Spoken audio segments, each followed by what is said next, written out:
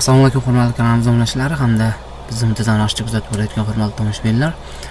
Sizlarni dastlabki videomizni ko'rib turganimizdan bag'oyatda xursandmiz. Har safargi videolarimizda bizni qo'llab-quvvatlab, biz bilan birga bo'lib kelayotganlarga kattakon rahmat deb qolamiz.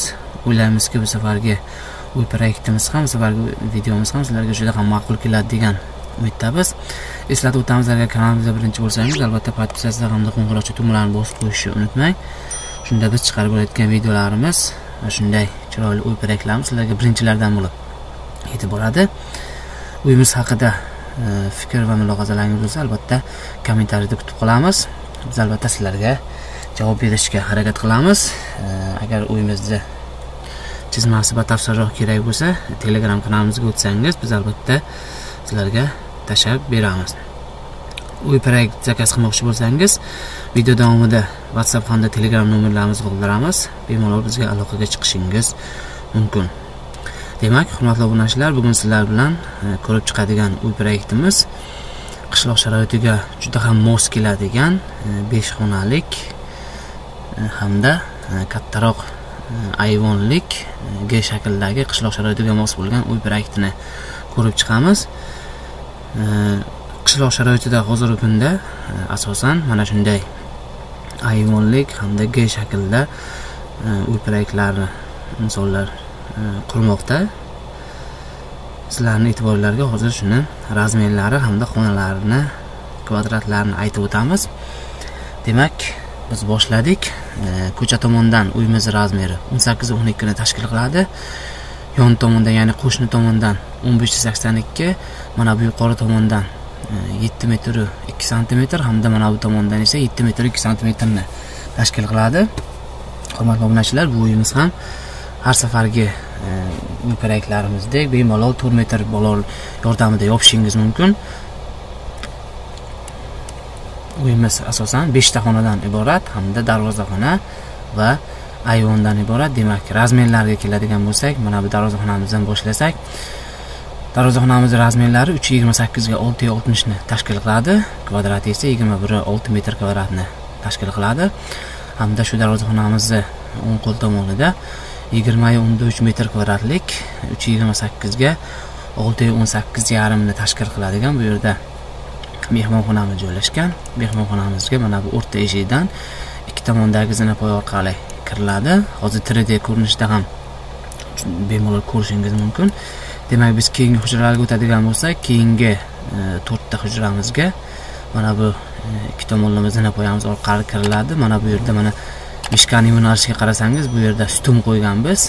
Hammasini hozir 3D ko'rinishda ko'rishingiz mumkin. Mana bu yer esa mana 11,28 ga 2,75 hamda mana bu tomon 6,18 ga 2,75 ni tashkil qiladigan 40,7 metr kvadratlik kattagina ayvonimiz joylashgan.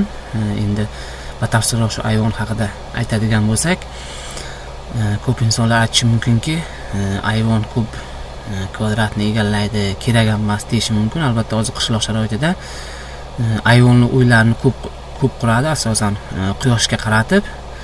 Yorug'lik bemalol tushadi ham. Albatta, shu ayvonga oldi tomoniga mana shu stumlari orasiga rom qo'yib, bemalol qishda quyosh tushadigan tarafga bemalol o'tirishingiz ham mumkin. Quyosh tushadigan bo'lsa, bemalol qishda bu ayvon issiq bo'ladi. Bemalol hatto pechga yoqmasangiz ham, endi bizning sharoitda pechga yoqmasangiz ham bemalol o'tirishingiz mumkin, chunki bizni yozimiz juda issiq bo'ladi. Qishimiz ham hozirgi kunlarda, hozirgi oxirgi yillarda unchalik issiqlik, kechirasiz, sovuqlik kuzatilmayapti, deyarli qor yog'mayapti. Bemalol mana shu ayvonga ham rom qilib, ya'ni stumlari orasiga deraza qo'yib bemalol o'tirishingiz ham mumkin. Hozir 3D ko'rinishda yana batafsil ko'rsatib, yana masalaga yana to'xtalamiz.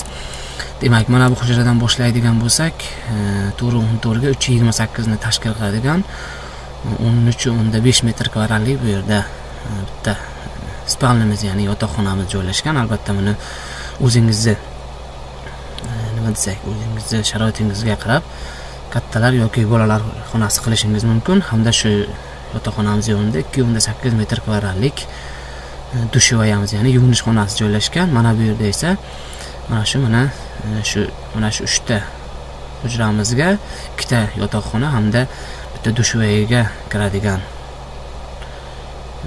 eshiklarimizni bog'lab turuvchi koridorchamiz ham joylashgan. Mana bu yer esa 328 ga 378 ni tashkil qiladigan 12.4 metr kvadratlik. Bu yerda yana bitta yotoqxonamizni joylashtirganmiz. Oynalari esa mana ko'cha tomonga qaratilgan. Mana bu tomonda oyna yo'q. Demak, keyingi hujraga o'tadigan bo'lsak, keyingi 2 ta hujramizga hamda dushvayamizga mana bu eshikdan kirilganda o'ng qo'l tomonda 4.5 ga 328 ni tashkil qiladigan 13.3 metr kvadratlik yana bitta yotoqxonamiz hamda shu yotoqxonamizni yon tomonida 250 metr kvadratni tashkil qiladigan bu yerda yuvinish xonasi hamda 328 ga 454 ni tashkil qiladigan 14.9 metr kvadratlik yana bitta yotoqxonamiz joylashtirganmiz. Ana endi albatta bu boya aytib o'tganimizdek, qaysi birini bolalar yotoqxonasi, qaysi birini kattalar yotoqxonasi qilishingiz bu o'zingizning adadingiz va sharoitingizdan kelib chiqib bemalol joylashtirishingiz mumkin. Hurmatli obunachilar, uyimizning общий kvadrati 204 metr kvadratni tashkil qiladi. Ya'ni kamida 2.1 sotiqqa ham bormayapti. Ya'ni 2 sotiqdan kamgina o'tadigan yer maydoniga tushadi bu uy proyektimiz. Endi yeringizni sotig'iga keladigan bo'lsak, bemalol uyingizni, ya'ni ko'cha tomondan uzunligi, yeringizni uzunligi 20 metr to 19 metrgacha, kamida 19 metrgacha bo'ladigan yer maydoni uchun juda ham qulay uy proyekti va undan kattalariga ham bemalol tushishi mumkin. Hozirgi aytganimizdek, bemalol tomorqangiz bir burchagiga joylashtiriladi. Demak, devorlarga keladigan bo'lsak, uyimizning devorlari xom g'ishtdan uriladi, ya'ni 250 mm uzunligi, balandligi 88 mm hamda eniga 120 metrni tashkil qiladigan xom g'ishtdan bemalol shu devoringizni urishingiz mumkin. Hamda ustki qismini shu 4 metrlik bolar yordamida bemalol yopishingiz ham mumkin. Albatta kirishasiga 6 metrlik strapelalar ishlatiladi. Uyimizning rasxodlarini hisoblaganimiz yo'q. Oldindan aytib o'tsak, albatta biz rasxodlarni ham hisoblab berishimiz mumkin. Shu video davomida nomerlarni qoldiramiz. Bemalol nomerga murojaat qilsangiz, biz sizlarga shu uyga qancha rasxod ketadi, qancha beton, qancha g'isht ketadi, qancha shifer ketadi, hammasini hisoblab berishga harakat qilamiz. Hurmatli obunachilar, demak uyimizni 3D ko'rinishiga o'tadigan bo'lsak, mana bu uyimizni 3D ko'rinishi juda ham ixcham va juda ham qulay qilib joylashtirganmiz. Hozirgi kunda qishloq sharoitiga juda ham mos keladi bu uy proyektimiz. Aksariyat hozir qishloq tomonlarda mana shunday ko'rgan bo'lsangiz, mana shunday uyni odamlar solishmoqda. Mana bu ko'cha tomonidan ko'rinishi, ko'cha tomonidan ham ortiqcha fason bermaganmiz. Ya'ni o'rtacha qilib fasonni ham o'rtacha qilganmiz. Joylashuvlarni ham bemalol shu hozirgi sharoitdan kelib chiqib bemalol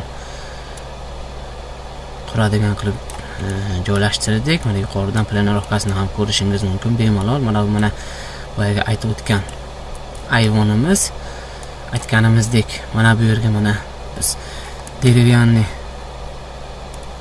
perella qo'yganmiz. Mana fason qilib, siz bu yerga bemalol o'tirishingiz ham mumkin. Sal mana bu yerga ko'tarib, tapchan qilib, ikkita mana bu yerga ham yoki siz mana shu ustunlari orasiga rom qilib, bemalol boyaga aytganimizdek qishda quyosh tushadigan tomonga albatta quriladi qaratib, mana shu qishda bemalol o'tirishingiz ham mumkin. Mana shunday holatda mana bu yer mehmonxonamiz. Ikki tomondan chiqishini qo'yamiz. Mana bu yer darvozaxonamiz. Mana hovlimizni agarot qismini ham ajratganmiz. Albatta bu o'zingizni sharoitingizga kelib chiqib, xohlasangiz mana bizning qo'ydan biz hozir 1,5 metr olganmiz. Siz buni kattaroq olishingiz ham mumkin. 3 metrgacha. Undan ag'im, misol 4 metr, 3,5 metrlar juda ham ko'payib ketadi. Biz shuning uchun bu yerni o'rtacha 1,5 metr qilib oldik. Siz albatta bu yerni sal kattaroq olaman desangiz ham mana bu yer mana 3 metr qilib olganmiz. Bemalol siz bu yerni 3 metr qilib olishingiz mumkin. Endi yana bir narsani aytib o'tmoqchi bo'lsak sizlarga, bu yerga osmatok uchun, ya'ni uzum ekadigan insonlar uchun yana ham juda ham qulay. Mana bu yerga bemalol tokni ekib, ikki tomonga yuqoriga qaratib siz bemalol osmatok qilib ko'tarishingiz ham mumkin. Hozir kirishasini yopganda yana bemalol aytib o'tamiz. Ko'cha tomondan ham mana agrajni qo'yganmiz, 2 metr ichkariroqqa kirgizib. Mana bu yerda mana gul ekishingiz uchun ham kamgina agarotcha qoldirganmiz. Shunday mana ko'rinishda. Demak, umumiy ko'rinishini ko'rsatadigan bo'lsak, umumiy ko'rinishi mana ko'cha tomondan oddiy, hech qanday fasonlarsiz, faqat biz apshifkasi hamda darvozaxonasini tunkafon yordamida pataloq qilib sizlarga ko'rsatmoqdamiz. Hozirgi kunda qishloq sharoitida tunkafon patalogi juda ham urf bo'lgan, juda ham modada hozir. Har qanday fasonlarni hozir ustalarimiz bemalol qilishmoqda. O'zini stanoklari bor, qayradigan. Mana shunday ko'rinishda mana biz qayrib sizlarga ko'rsatmoqdamiz. Bemalol mana shunday dizaynda fason qilib uyingizni atrofini apshifka pataloq qilishingiz mumkin, ya'ni karnizini mana shunday chiqib olishingiz mumkin. Kirishamiz tashqariga 60 cm chiqqan. Hozir darvozaxonadan kirib ko'radigan bo'lsak, mana darvozaxonamizni biz tunkafon yordamida mana pataloq qilganmiz. Juda ham chiroyli, ortiqcha fasonlarsiz. Tunkafon bo'yicha agar shu kanalimizda tunkafon bo'yicha mutaxassislar bo'lsa, agar xato kamchiliklar bo'lsa uzr so'raymiz. Agar ma'qul kelgan bo'lsa, kommentariyada bemalol yozib qo'yishingiz mumkin o'z fikringizni. Endi qo'ldan kelgancha sizlarga ko'rsatishga harakat qilyapmiz. Uyimizda devorning burchaklariga mana shunday dekorativni qilib, mana shunday dekorativni elementdan urganmiz. Uyimiz oddiyroq bo'lgani uchun sal fason berdik. Mana bu yer mana mehmonxonamiz eshigi, yuqorisiga kazaroq qo'yganmiz. Mana shunday ko'rinishda mana arka shaklida. Mana bu yer mana boya aytganimizdek ayvonimiz.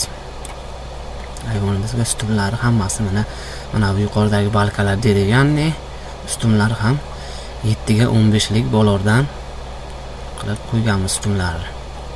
Mana ayvonimizda hatto pataloq ham qo'yganmiz gipsi karton yordamida. Shunday mana ko'rinishda bo'ladi. Bemalol boya aytganimizdek o'tirishingiz ham mumkin. Hozir ochiq ayvon qilib yoki shu oldini oyna yordamida yopib yozda bemalol o'tirishingiz ham mumkin. Mana bu yerga endi boya aytganimizdek osmatok qiluvchilar uchun sal hovlini katta qilib, ya'ni 3 metr olib bemalol mana bu yerga osmatok qilib ko'tarishingiz mumkin. Mana albatta kirishani ustiga chiqarib yoki alohida qilib bemalol ko'tarishingiz mumkin. Aksariy hozir qishloq sharoitidagi odamlar qishloq sharoitida hozir aksariy mana shunday, xuddi mana shunday ko'rinishdagi uylarni turishmoqda. Planirovkasida farq qilmasa agar shakli hammasi bir xil. Ya'ni tipavoy.